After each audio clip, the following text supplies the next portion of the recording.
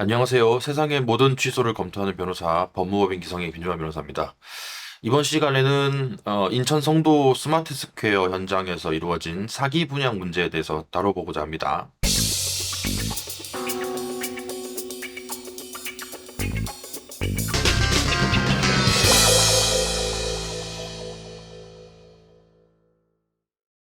인천 송도에 위치한 스마트 스퀘어는 지하 2층부터 지상 20층까지의 규모로 A, B동 두 개의 건물이 조성되는 업무상업 복합시설입니다.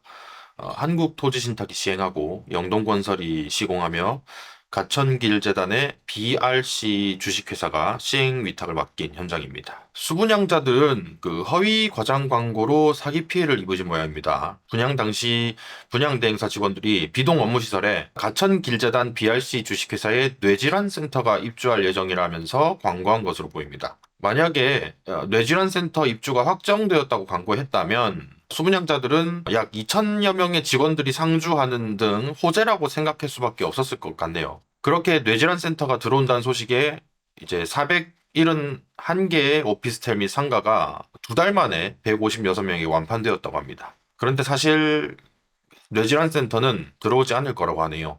수분양자들은 사기당했 가장 먼저 분양 당시에 그 뇌질환센터 입주 확정이라고 광고했는데도 불구하고 사실 그 당시 진실을 파헤쳐 보니 뇌질환센터 입주를 할까 말까 고민하고 있던 정도에 불과했다고 한다면 이는 허위과장 광고에 해당합니다. 이거 명백한 사기 분양이죠. 취소 가능합니다. 확실히 들어온다고 광고하는 등 이제 확정적인 말로 홍보했다면 사기가 될 가능성이 높아집니다. 사기가 인정된다면 그 분양 계약을 취소하고 원금을 회수하실 수 있습니다. 사기가 인정 안 되더라도 손해배상을 해달라고 할 수도 있습니다. 그리고 그 BRC 주식회사 측은 시행사인 그 한국토지신탁이 알아서 할 일이지 뭐 자기네들이 관여할 일이 아니라고 하면서 발뺌하고 있다고 합니다. 이 부분은 그 신탁 계약서를 검토해봐야 명확해지겠네요. 하지만 BRC 주식회사 측 말대로 BRC가 시행사가 아니라고 하더라도 BRC 주식회사가 아무런 책임을 지지 않아도 된다고 볼 수는 없습니다. 시행 위탁자니까요. 사업 주체는 사업에 대해서 잘못된 내용으로 광고가